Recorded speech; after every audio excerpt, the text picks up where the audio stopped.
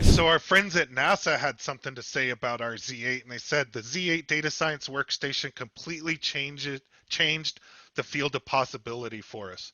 Computations that previously weren't imaginable, we can now do 10 to 100 times faster and open up an entirely new question to ask. So one of the applications that they used it for was looking at solar flares and looking at some of the data that they had in the past and training models to predict the future and to look at that. And there's some articles about that type of stuff. But they took what was going to be in their traditional workflow sense was going to be 90 days to go through this data. They took it down to about an hour and a half by using GPU acceleration in a Z8 with two RTX 8000s.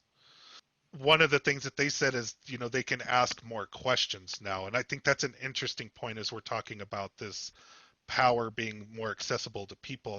Because think about it. If you have to rent time on something and time is of the essence, then you're not going to be as bold as in your research because mistakes are super costly. In a one-to-one situation or where that power is closer to the end user and you're not and time is no longer of the essence and you can do things a lot faster, you can ask those stupid silly questions that lead to things like Teflon, right? That was a mistake. How many things can we think of that people had time to make a mistake and that mistake turned out to be a big thing?